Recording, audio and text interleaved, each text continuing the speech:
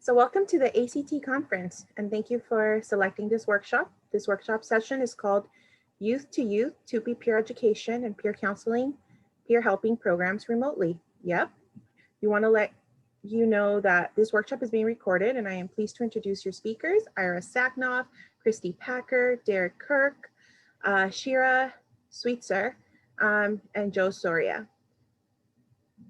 They will be your facilitators for the session, and we will be dropping the workshop evaluation into the chat a few minutes before the workshop concludes.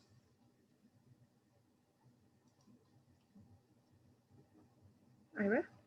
All right, so good morning. I hear some feedback, so I'm not sure where that's coming from. So, for the last 40 years, I've been involved in doing youth-to-youth peer programs. And actually, for the last 20 years, at this conference, every single year, I presented a workshop by myself or with my co-trainer, Hillary Roberts, on how to start a peer program or how to improve your peer programs. But this year, I'm not going to do that.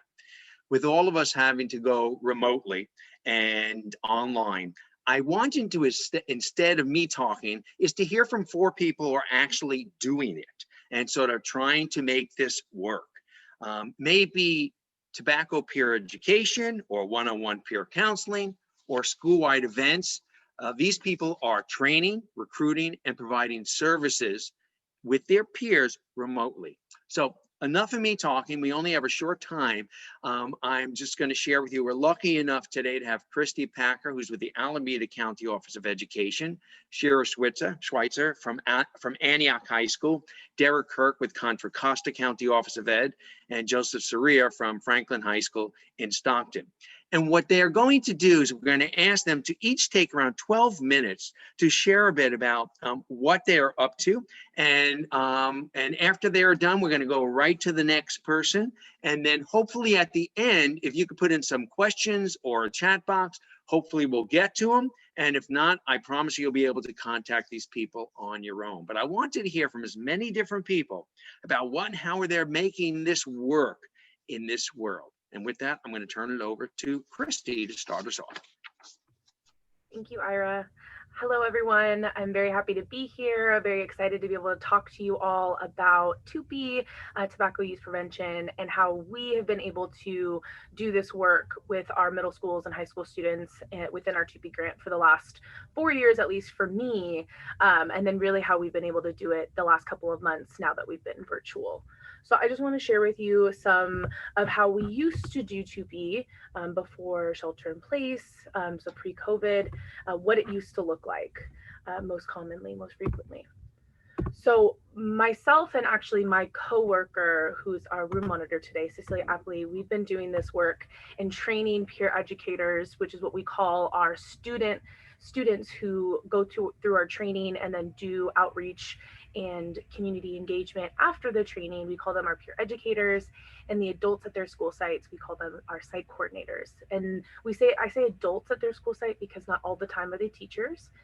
Most commonly they are, but we do also have counselors, we have psychiatrists, psychologists, we also have administration. So we have principals who also participate in this work as our site coordinators. So not always teachers. Sometimes we also have paras, librarians, classified staff as well. So we have had a lot of peer educators and site coordinators come through our program. Again, Cecilia and I have been able to do these trainings in partnership with Ira and other folks for the last 4 years. So in 2018, we were able to train about 700 peer educators. And within our TUPE grant in 2018, we had 10 school districts where we worked with middle school and high school students. And we had a program at each middle school and high school within those 10 districts. And so we were able to train about 700 peer educators. And those trainings were usually at district sites or at their school sites. And then in 2019, we were able to train over about 900 peer educators, again, through those 10 districts at each of the middle schools and high schools. And that was the year which was last school year, we actually switched our trainings to be at the county office. So they were all housed in Hayward. There were a couple specifically in Livermore and in Fremont, our farther away districts. We did do their trainings at their district offices to make it easier. And any training that we've had the opportunity, any training that we have had that is not within the district of that school site, we have had the opportunity to be able to bus them in, provide transportation. So any that would have been at the county office, we would have bused them that morning and then bus them home at the end of the day. And our trainings have primarily been all day trainings, usually from 8 to 3, 8 a.m. to 3 p.m. And we've had a lot of focus in the past about peer-to-peer presentations, so school classroom presentations. We've also focused on school-wide events and activities. Those are our two really big focuses, the presentation aspect of our grant, as well as our school-wide events and activities, usually during lunchtime or advisory, as well as our demonstrations, which I have some videos that I'll reference in a couple slides. Demonstrations, I just mean some of our most common TUPE demonstrations to talk about some of the most basic TUPE tobacco use prevention education information that work really well in person, but we're trying now to figure out how we can do them virtual. So this is how it has been. And now that we are in virtual, just this last year, we were able to add 2 more districts into our TUPE grant. So we are now at 12. And the way that I have scheduled the virtual trainings this year is we didn't want an all day. So we didn't want another 8 to 3 situation. We really wanted to be able to give people the most flexibility as possible. So what it ended up being, taking that full day training and trying to make it manageable and digestible, they are now separate 3 different trainings. And I'll go over what those 3 trainings look like. And we started officially on October 5th. And we have been able to train over 200 peer educators as of last Friday. So since October 5th, we've been able to train 200, and until the end of December, we have about 150 projected to be trained. So the trainings have been built. So yeah, by December, so halfway through the year, we should have around 350 peer educators trained, which was about 349 more than we expected this year. So any peer educators being able to be trained is like a super success for us. So 350 is, amazing. And we're really excited about that. So with the 3 separate trainings, I've offered a lot of different time slots, a lot of different days, pretty much every Monday, Wednesday, and Friday from October to December, other than holidays and our conference days yesterday and today. I have been training in 3 different time slots, an 8 to 10 a.m., 11 to 1 p.m., and a 2 to 4 to really accommodate for different schedules at schools.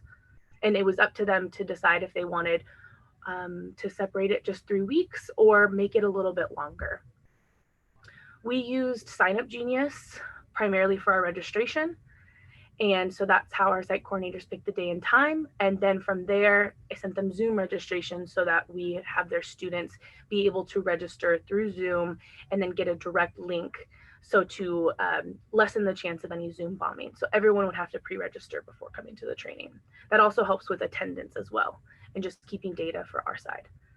And then at the end of session 3, we have an evaluation for all 3 separate sessions. So this is our infograph. This is the infograph that I was able to create about the peer ed trainings that we sent to site coordinators to just give them an understanding, a brief understanding of what they should expect, what their students can expect. So for our 3 separate sessions, session 1 is Introduction to TUPE, where we answer the questions, what is TUPE? What are e-cigarettes, including Juul and Puff bars? And primarily using the Stanford Tobacco Toolkit, as well as dedicated site time breakout groups, where they were able to get to know each other if they haven't really met before, and also just talk about what the year is going to look like and what they're looking forward to. Then session 2 is on youth action and social justice. So we do a game called Would You Believe, which is created with the help of Ira and the help of Derek.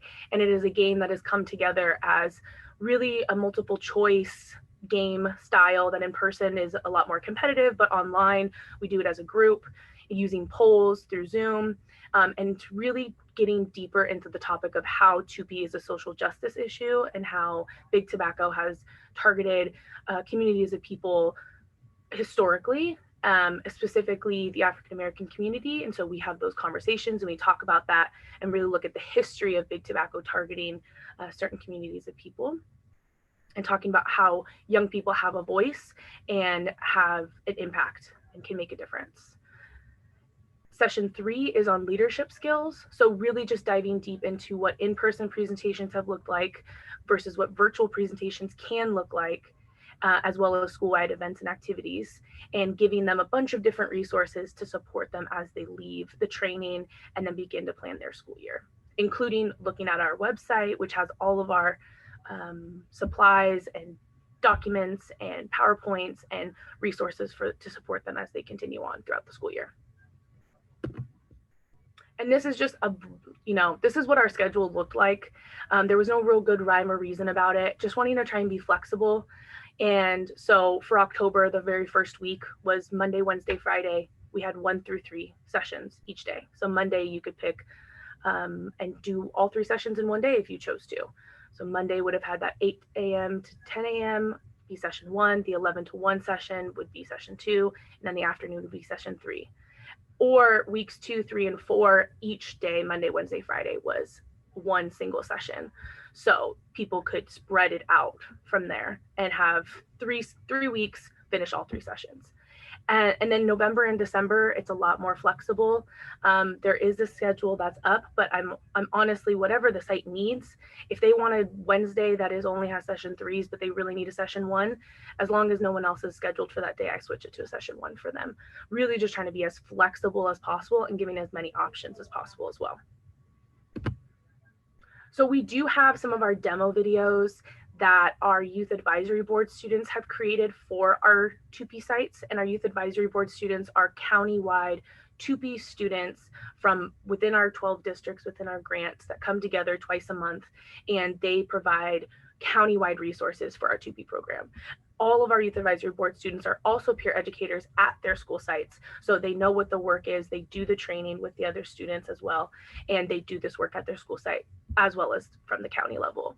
And so they created demonstration videos of our most popular TUPE demos that can then be either utilized by a school site in a presentation they've already created or use as inspiration to create their own videos.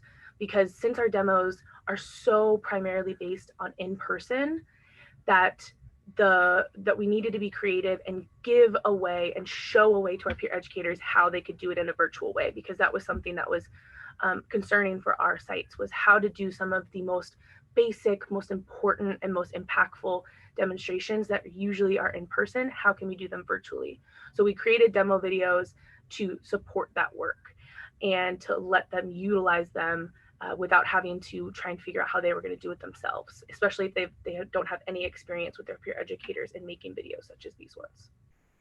So we do have these 2 demo videos, and potentially I could play them after, but I'm not sure given time-wise. So this would also could be accessible as well afterwards, so you could see it if you are interested in seeing those demo videos. Also, another part of this year that we've been able to do is we have a swag form. So we are sending our TUPE swag every year, our peer educators, to support them in whatever they're doing, whether it's a presentation or school-wide event, to show what program they're a part of, and also to just be able to see our peer educators in pictures, and for all of those reasons. We have our TUPE swag. So our t-shirt is the one that you're seeing right here. We have our Youth Action Don't Buy the Lie logo on the front, and then on the back we have the Danger Highly Addictive, and this shirt was actually designed and created last year by our youth advisory board students who were also peer educators for this group of peer educators this year. And we also have our masks right here that they are also getting with that same logo in the front. So current work that I just wanted to highlight, our students, our classes, our peer educators are still doing presentations to classrooms and staff. We have groups who've been really busy with Red Ribbon Week this last week, including John Muir Middle School in San Leandro that has been doing school-wide announcements that are pre-recorded and then uploaded to YouTube. We have Fallon Middle School in Dublin that has been doing their own art contest as a way of outreach. So getting as many students involved in an art contest based on Red Ribbon Week. Washington High School in Fremont is doing Zoom crashes presentations, and Irvington High School in Fremont is utilizing social media as a virtual pledge campaign, inviting students to take pictures with the statements of why they do not want to use tobacco, nicotine, or e-cigarettes, and then using it as a collage at the end of the year as a pledge wall for Irvington. All right, so this is my last slide. I know that I'm coming down to the end of my time. Just in terms of lessons, what I've learned just the last month is schedule trainings after 9 a.m. because students do not like anything more earlier than that. I probably would figure out Zoom registration a little bit better, add a little bit more time in the beginning to get settled. I would not do 6 hours even with separated time. And figuring out how to balance competition within a Zoom call is still something I'm learning. All right, so that is me, and I thank you everyone for letting me speak.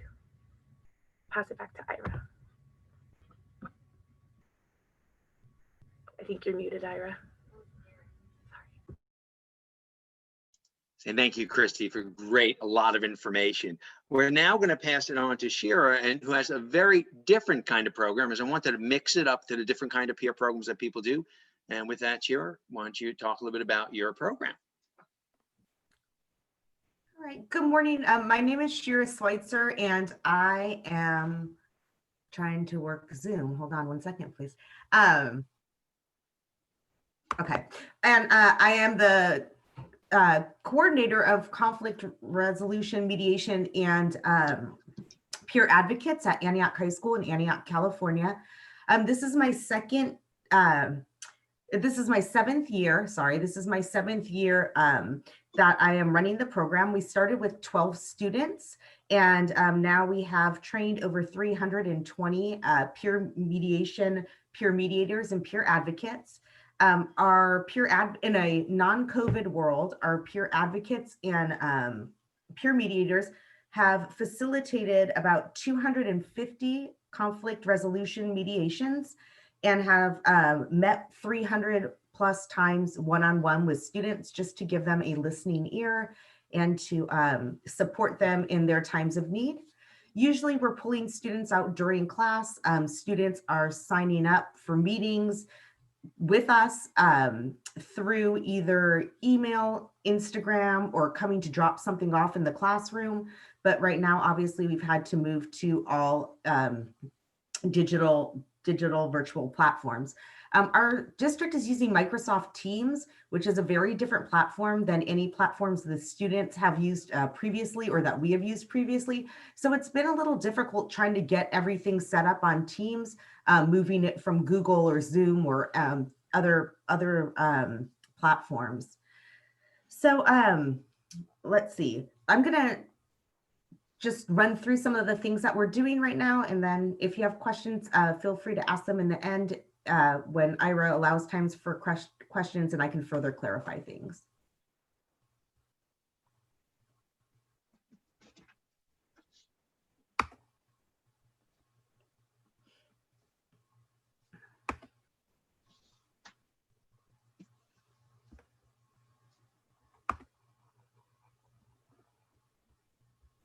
All right, so here you see our digital flyer, and the Peers digital flyer has a live link at the bottom. This is the flyer that we usually hang around school and, just need to talk, confidential, one-on-one, no teachers or adults, it's peer-to-peer only. And we're offering helpful resources, doing conflict mediations. And this time we took the flyer, made it so it had a live link that directly connected to our virtual request form, and made it easily accessible to the students. Okay.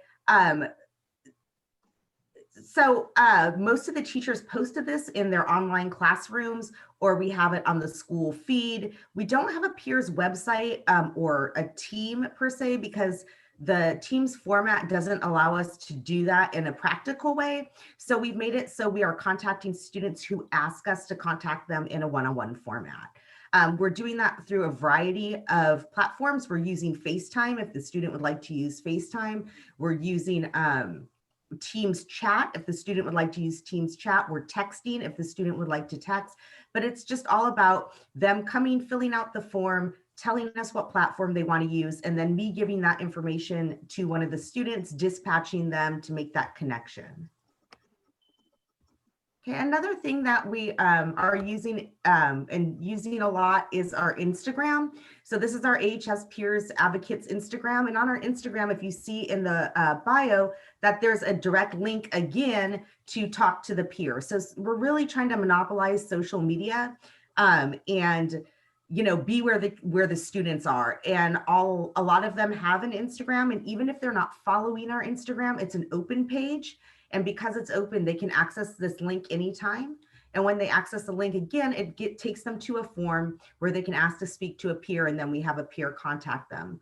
Also, I didn't take a picture of all of the posts from the Instagram, but the students are really making an effort to update the Instagram on a daily basis with just positive quotes, school information, and just things that are really supportive of our students right now.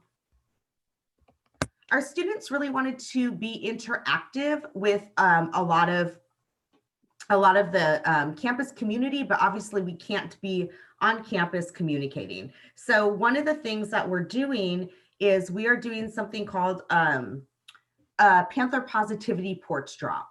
And the Panther Positivity Porch Drop is our peer advocate students choose, well, I choose randomly 4 students a week, and our peer advocates contact them, and they have a small interview with them. They usually don't know the student, so it's kind of cool that they have a student reaching out to them, being able to, just establish a new connection. And they do a short interview that includes like, what's your favorite snack? What's your favorite drink?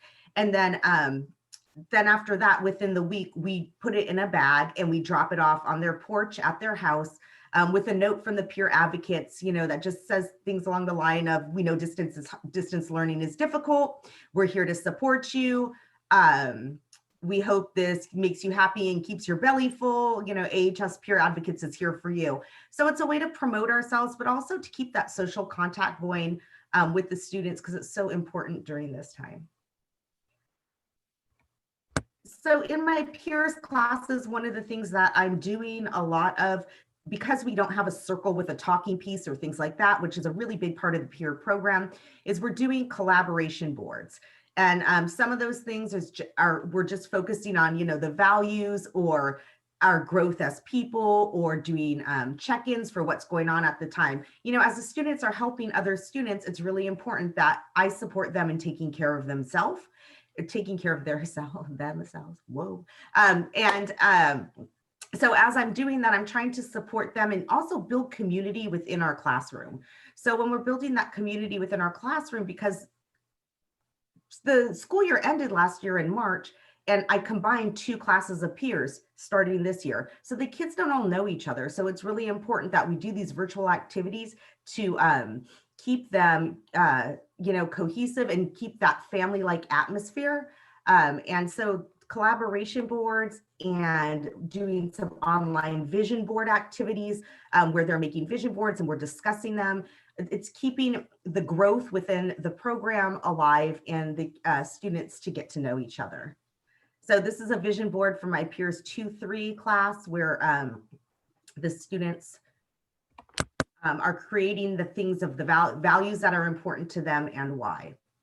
So my Peers 2-3 class is a 50-minute class that now it's 60-minute class, and it's twice a week. And most of that time is used doing circles, practicing one-on-ones for the students who didn't get their badges last year because we didn't have the full program, and just building community. And then the rest of the time is dispatching those students out to work in the campus community. Okay, but I'm also teaching a Peers 1 class, which is 50 minutes twice a week as well, or 60 minutes twice a week as well. And that class is building the skills for training to be a peer. And I was really, really nervous about doing that online. And it turns out that it's going a lot better than I thought it would. I thought, oh my God, they have to have their cameras on all the time. These are all the things that they need to be doing, and to make this work. And in actuality, they really are building the environment that they would in the classroom in an online environment. So some of the things we're doing in that class are just like online polls and temperature checks, making sure that they're all feeling good. And as I'm teaching them the curriculum for Peers 1, teaching them how to do one-on-ones, teaching them how to do conflict mediations, and building community, we always have the chat box going, and it's really, really active. And you can see in here, they assuaged my fears. It says, you know, I freaking love this class, that we're like a family and all these different things in here. You know, and I think that's one really big part of virtual learning is constant reflection of what you're doing and checking in with the students to make sure that, you know, you're all on the same page. And I think that reflection piece and getting feedback from them, I send out surveys about once a week. Hey, do you feel like you're learning these things? Do you feel like you're comfortable with the things that I'm putting out? Are you comfortable with the other students? If not, what can I do to change things? And just having them be really transparent and honest with how the class is going, so then I can continue to make it better for them. So that is basically what we are doing in our Peers 1 class. We're doing training. Peers 2 is 2-3 is being dispatching to the community. And then both classes are doing just emotional support, check-in, and community building. Thank you so much, Ira. Really appreciate that information. Again, different programs here, but all related to training youth acting as peer helpers. So with that, let's go ahead and we're going to move on to Derek, Derek Kirk from Contra Costa County Office of Education. So. Good. Can you hear me? I don't know. Can you hear me? Yeah. Got it. Okay. Howdy, folks. I still see Ira on my screen. It's hilarious. Howdy. Yes, it's Derek from Contra Costa County Office of Ed. I'm a youth development specialist out of the county office. So I travel throughout the 12 districts we're servicing. Of course, I'm sorry, I said travel. We're in pandemic. That's not real. Virtually, I travel. So our program, basically, if you sat in what Christy said, we have similar approaches to our program. So I'm going to try and like not bore you with my side because she went in detail. So I'll just kind of piggyback on hers. Yeah, we've had to modify extensively our programs because of the pandemic and everything that's taken place. So I'm going to kind of just like walk you through what modifications we've done and what has been beneficial to us in this wonderful COVID-y time. Can I say COVID-y? Is that a word? Whatever. Anyway. All right. So yeah. So when it comes to peer education, our program was typical to where we had our peer educators. Like I said, Christy was saying, we have peer educators. We train them. They go into schools. They do the wonderful work. They're the lively, excited bunch. We break ours up into middle school and high school also. And they usually start at the beginning of the year with a 1-year training. But because of where we are now, that's not happening. So we would have these days assigned for each district for us. We would pull all the kids, all the middle schools from one district would come together and all the high schoolers come together. They had a 1 day of training. Matter of fact, right there, Sheer, that's Antioch on the right. Yeah, buddy. Have fun that day. So they would have that interaction time that, all right, so it's team building, it's facilitation skills, it's icebreakers, and it's fun, it's prizes and breakout buzzers, and then we serve them pizza. They used to love it. We say, hey, come, if you want to get out of school for a day, come join our program and you get pizza. They're like, oh, we're coming to that. We don't have that leverage no more. We can't say pizza or come together. So now we've had to take it and modify it to where it works for them. And it's like something that they can still move into.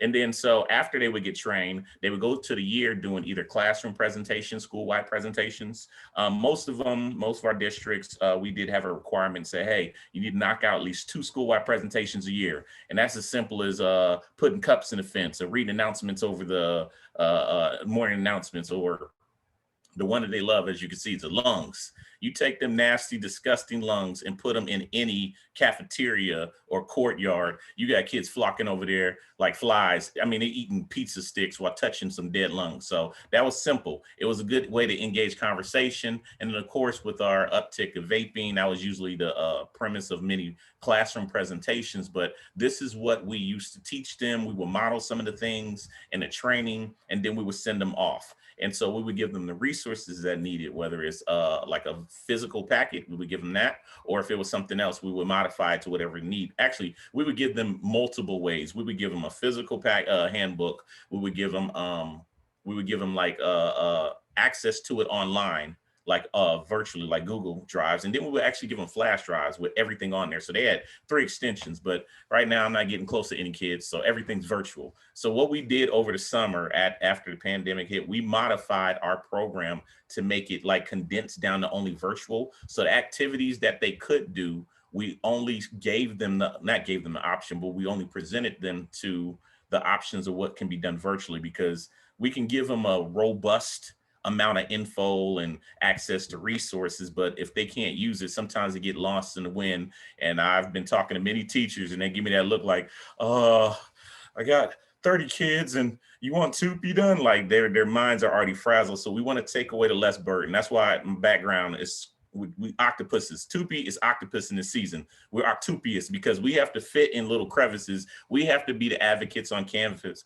because you don't have that same not only presence, but there's so many other responsibilities that's attached in. So we had to make it to where it's not only digestible, but easy to incorporate. So looking at TUPE, our TUPE during pandemic, we're looking at all virtual things. We're looking at Zoom, we're looking at Teams. We use a variety of platforms. At the county office, we do have Microsoft Teams, so we have an account. We actually use that extension to our Youth Health Coalition. So we set them up with their own, I forgot what it's called inside of Teams. It's like a group or whatever. They have their own group and we put all their forms there. We connect with Zoom because Zoom use that breakout rooms, which is what we use for our trainings. It gives you the opportunity to kind of go in and separate and still have some of that same interaction ability where you isolate the bigger group into the smaller.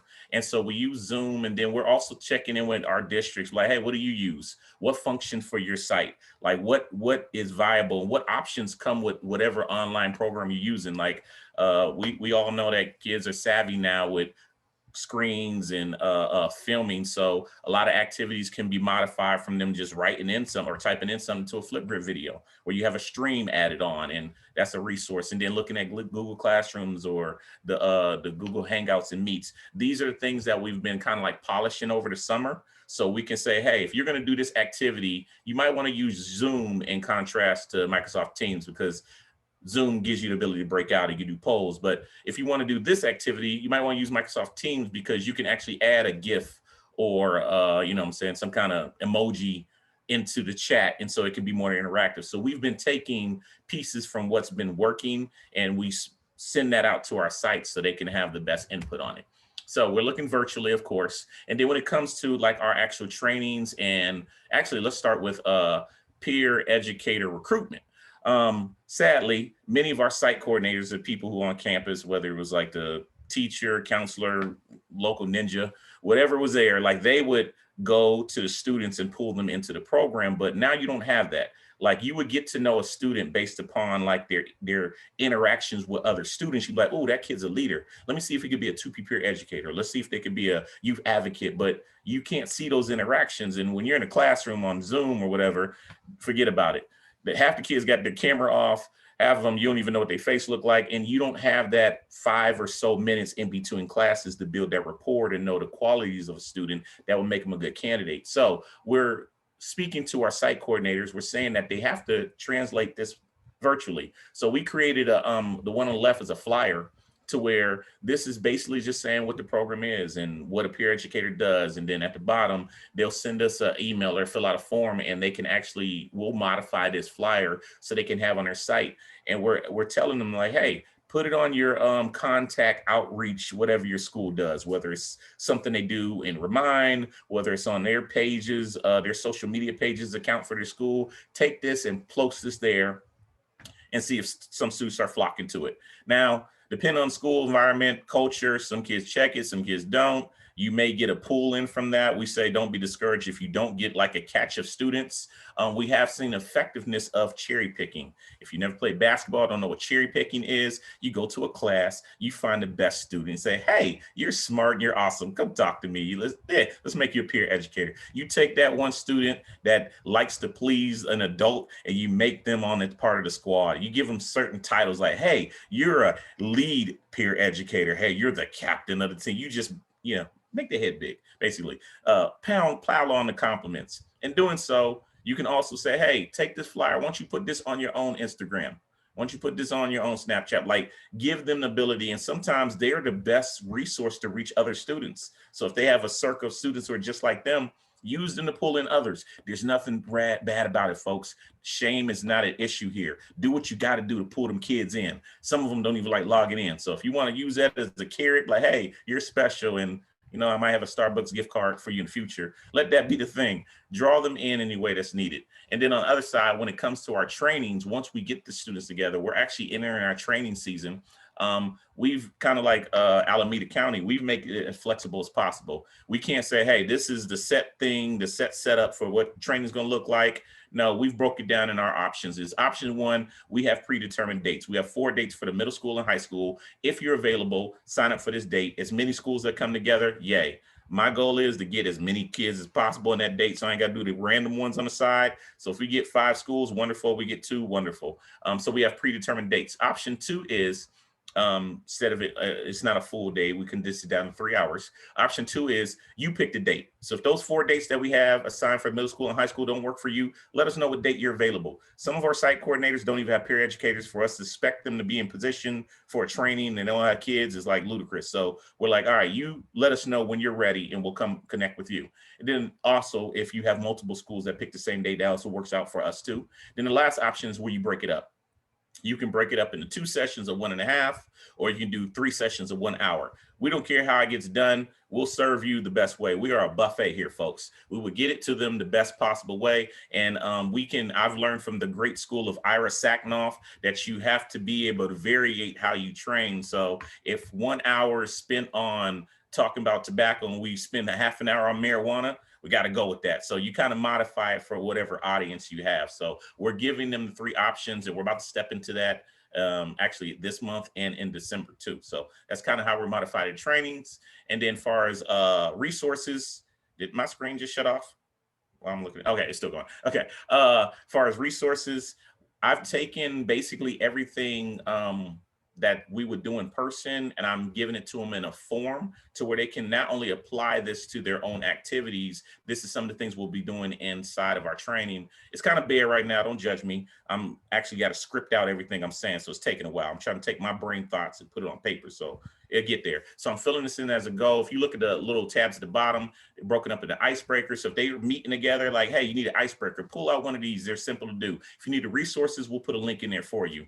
If you need an interactive game, we have some of those: facilitation, speaker skills, team building, and TUPE activities. So we've placed like a condensed version of what they could do in a classroom or meetings, or we even share this with our site coordinators. If they're doing like a staff meeting, you can pull out some of these things. I've done with some adults, and we sitting there giggling for half an hour and learning a few things. So these apply to young and old. So this is what we're giving to them to kind of move forward if they want to get moving in that. And then I'm just going to briefly, I'm not going to stay on it long, I'm going to show you, we took our physical handbook, turned it virtual, and hopefully you can still see the screen. I just need one head nod. Okay, I got Iris, cool. If I got Iris head nod, that means it works. We took the physical handbook, turned it virtual. So this is what it looks like for the year. Instead of us having to print off multiple versions, we'll just take it and they can just go through and they can use this at their will. They get supplied all the links and all that good jazz. I'm not gonna go through it. It is pretty though. I know it's pretty. Look at the color scheme. Come on now, you gotta appreciate that. That took some work. But yeah, we made it a virtual version. And so lastly, I'm not gonna go into the video like Chrissy was saying. We have videos that we've had filmed in the past, and now we make them available, not only to share, but for them to practice. So if they're getting to classrooms, which is usually like leadership or maybe in between class, that's usually the prime time. And we're also finding certain districts, teachers like, hey, I don't have anything on my lesson plan. So they're looking for students to fill in. So that's an opportunity for them to still have that in classroom presentation and options. And I'm going to skip this and then, oh, that's it. I'm done. Okay. So hopefully that helped you and you had some good information. If you need anything additional, hit me up on an email. We do our trainings. We also supplement, we contract out with other counties from our office if they need peer educated work. So holler at me if you need some help, and I'm officially out of here.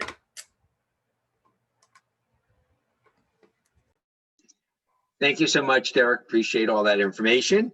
And now we're going to turn it over to Joseph Soria, who's going to tell us a little bit about his program down that he has in Stockton Unified School District. So Joseph, it's all yours now. Great, thanks, Ira. All right, so I think I have a pretty unique perspective on teaching peer-to-peer education in the classroom, and I'll just let you know why that is. So my story was in February of 2020, I decided after 7 years of teaching special ed to take the risk and take this plus advisory at Franklin High School. And so I put in my application, and then in March, spring break and COVID hits, and we're now virtual. Good thing is in April, I got the job. You can imagine going into a high school, don't know anyone, and having to take over a peer program. PLUS stands for Peer Leaders Uniting Students. We're a team of students who need to represent everyone in the school. And what we do is we do campaigns about inclusion, awareness on different issues. We bring students together and we want to empower their voices. The program's been around for about 7 years in our district, and it's at every single school site, but it can look a little different. So the 4 comprehensive high schools have a class, and middle schools either have a class or a club associated with PLUS. The curriculum that we like to use with it is the Peer Advocates in Action. And that's just a great curriculum that really has the kids experience, then learn and apply the skills that we have. And Shira, I believe, uses the same one. Hillary Roberts, the director, and Jillian Glendy, who's a TUPE coordinator and the PLUS coordinator, have really just helped me tremendously. And that's why I'm here to share what I'm doing.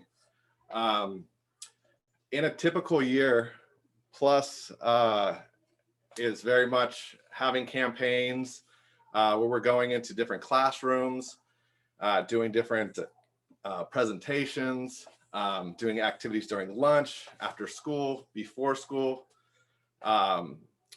We typically would do what we call our forums.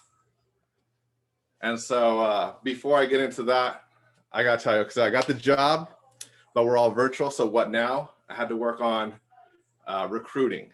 And so what we did is it was created. We had a video with a brochure attached to application, and then we did student contacts either by phone or by Zoom.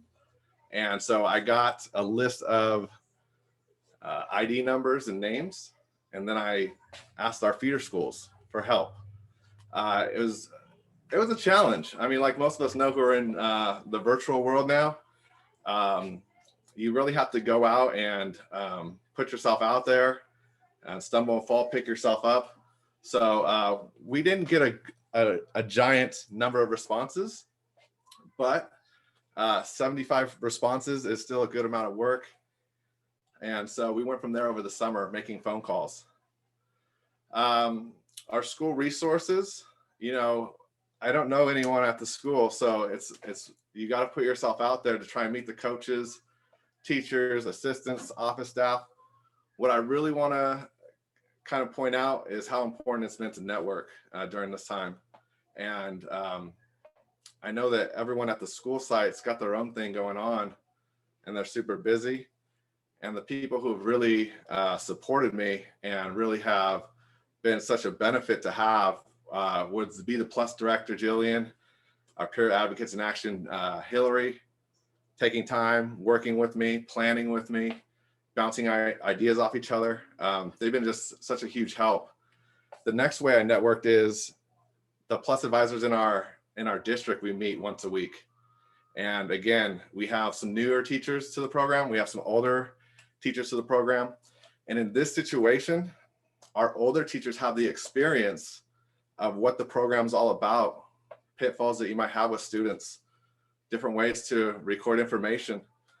But some of the younger advisors may have that technology piece where creating video content, working virtual classrooms, being able to run a social media page, maybe more to their expertise. So it's been very beneficial to meet with like-minded people in the practice.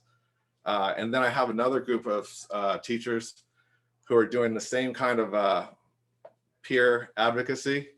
And one is at a small school, you know, a couple, not even in our district, and another one's in Southern California. So we like to meet once a month and just go through what we're doing, how we're doing, different avenues that we can go down. And so I think right now, and one reason why I'm excited to be here is that, one, I'm super new to the whole SEL, TUPE, all these things. So I'm learning a ton, but I'm also hoping that, some people will email me or I can email out.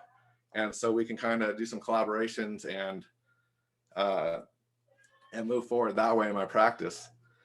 So what Plus does now virtually that we did in person is we do these forums. So we bring a class of students, sometimes two, into the gymnasium or the library pre-COVID, get them together, do some icebreaker activities, and then once they feel what we want them to feel comfortable, get into small groups where our peers will ask them some questions about the issues that they might be facing at school or at home, and then how that impacts the student body, and then possible solutions that we can take to our admin and implement at the school to make our climate, culture, and safety.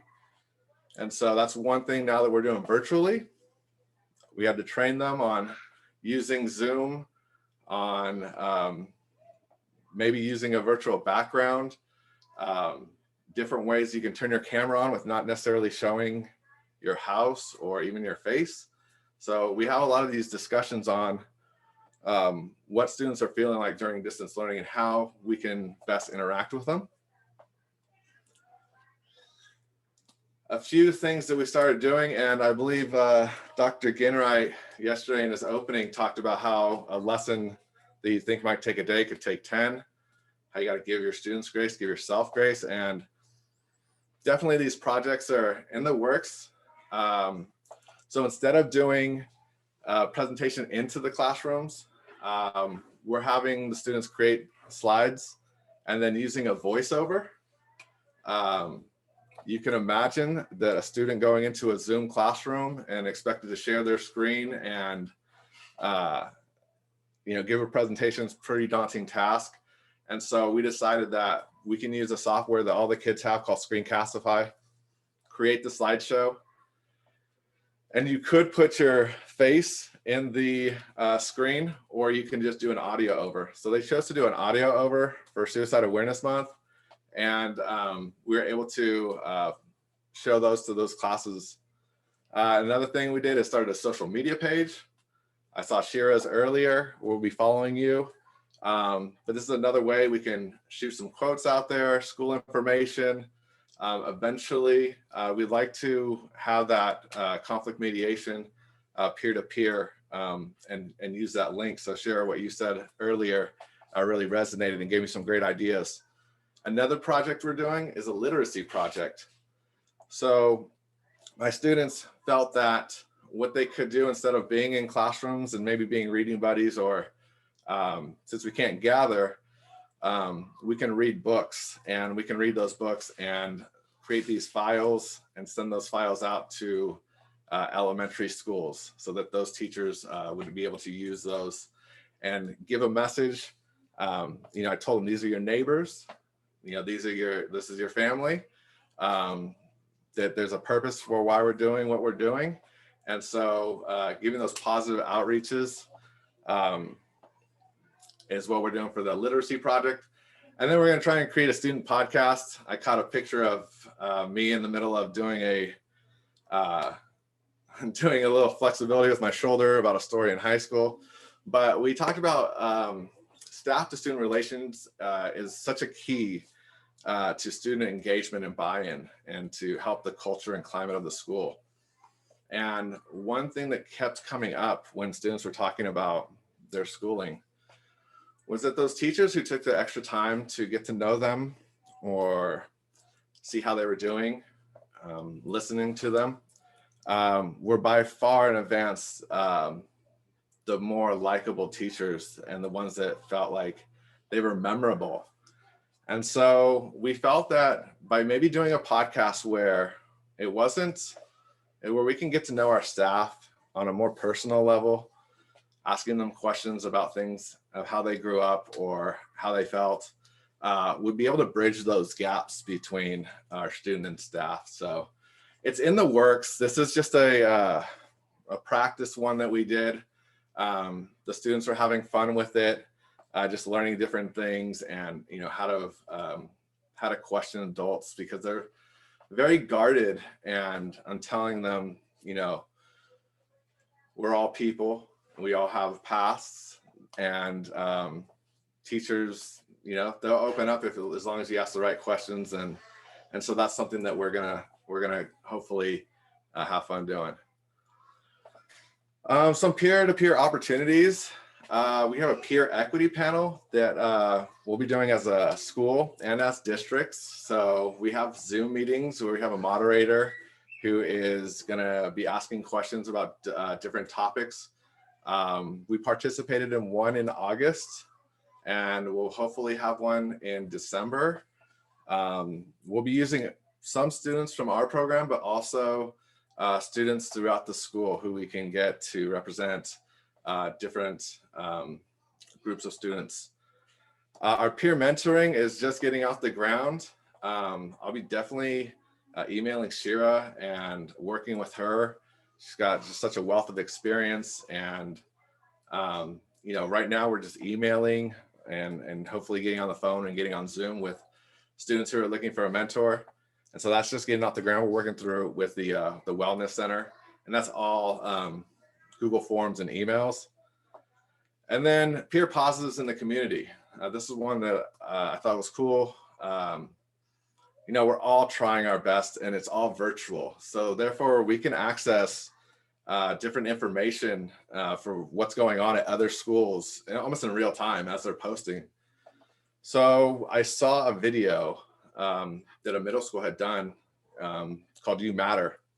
And it was about a dozen students creating a video and with the message that you matter. And it was very strong, very positive. So one thing that I did with my students is I asked them to watch it and then to give positives about what they saw. And that led to the students being inspired. And so our abilities are obviously different and from being at home than being at school. And so sometimes we believe that we can go look and find other students in the community or outside the community who are doing great things, and we can just give them positives, or we can share those with our community. And so finally, what we'll be doing virtually is, again, at this time, transportation isn't an issue. Time is an issue for some, but we can take our group of 46 and get a group of 8 and go down to the middle school virtually and do some trainings with those forums, with the equity panels. And so we'll be doing some outreach with our feeder schools via Zoom. And so that is where I'm at right now. And I just put a list of some of the products I use: Google Voice, all the Google Forms, Zoom, Instagram, Flipgrid for training videos. Just having fun right now. So I appreciate you guys listening. And if you have any questions, or if you want to email and set up meetings to where we can collaborate in the future, I really think a lot of the skills that we're building now will enhance future education tools.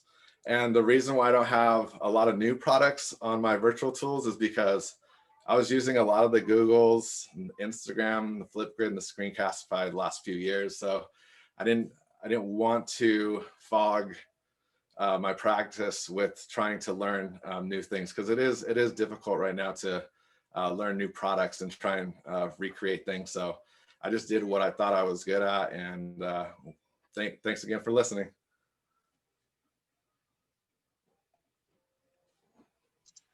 Thank you, Joseph. Appreciate that.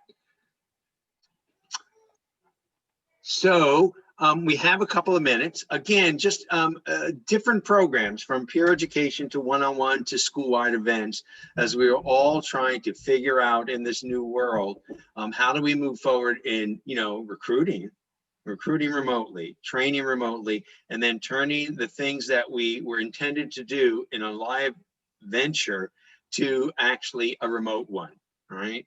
And so I hope you heard a bunch of ideas here that may motivate you, and possibly, you know, feel free to follow up with the people.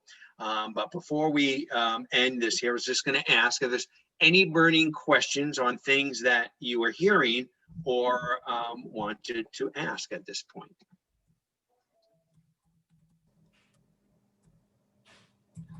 Yeah, someone was asking about numbers in the Zoom trainings. Do you have a maximum or not? And I think there were different theories on that. I thought, if I'm not mistaken, I think that, you know, I think Derek, you know, for the peer education, I'm just going to ask Derek and Christy that question. Is there a number that you're looking for? And then I'm going to ask Shira and Joseph that question. In more of a peer counseling mode training, is there a number? Derek and Christy, in terms of the numbers, when you're doing the peer education, max, minimum, or it's, you know, the more the merrier? Or the merrier. Yeah. 100, I would say cap at, I'm anticipating cap at 100, because as long as you have adult support, like I said, when you do those breakout rooms, you can send an adult into each individual room and still accomplish what you couldn't do in a physical space because of space and bodies. But yeah, I'm saying 100. Okay. Christy? I would say we don't really have a number, to be honest. We don't have a number of max or minimum. When we first started, we just wanted to see who was willing and able to do trainings. The numbers we've had have ranged between I think the smallest might have been 4 students and then 2 adults, myself and the site coordinator. So 6 is the minimum we've done. The maximum we've done is 90. And honestly, if you have 10% of your training that is willing to participate and engage, having 90 students makes that 10% seem real exciting. So I actually really liked the bigger groups, because that way, anytime I did like a chat thing or a chat question and answer and games, just the more engagement. So the more the merrier, honestly. But small ones are great too. They always are. But for engagement and stuff. And I just added my own 2 cents in terms of the peer education aspect. When you're training people to be peer educators, larger groups you can really do. It's very different. You know, it's hard in front of a live group. You know, I always like to say up to 30 or 40, you're doing a training. When you have 40 or 60, you're putting on a show. After 60, you're putting on a conference. You know, so it's different levels depending on how many youth. But online, it is different. You can get your information very directly across and break them into breakout groups. For Joe and Shira, in terms of the more of the training you do, the more very, very personal training to do that kind of work. Shira, what would you say? You know, do you have a max or cap that you would try to do your trainings in for this work? Well, since our training is an ongoing class that lasts a year, you know, I mean, because the school has set it up that way, it's, you know, an elective at our school. I think, you know, we're constantly training all year long. I think though the smaller groups are better, the 20 to 25. One year we tried to have a class full of 35, and it just wasn't able to establish that whole family vibe for that. So I think for, like, you know, sporadic trainings, bigger groups are great, but I think for this ongoing training, sometimes the smaller groups are more effective. Joseph, you're just quickly want to comment on that? Just number for the stuff you've been doing?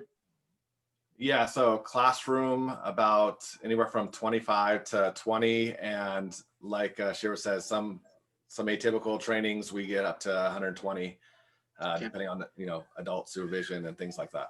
Okay.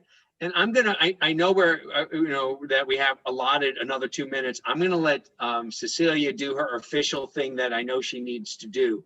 And then we're going to hang. So I know we end at in 2 more minutes, but we're going to be here. If you have more questions, we're willing to hang out and take them on and stuff. But Cecilia, do you want to do your official thing? Yeah, I just want to let you know that I will be linking the evaluations.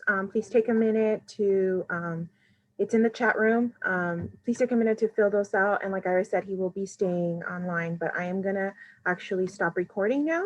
And I just want to officially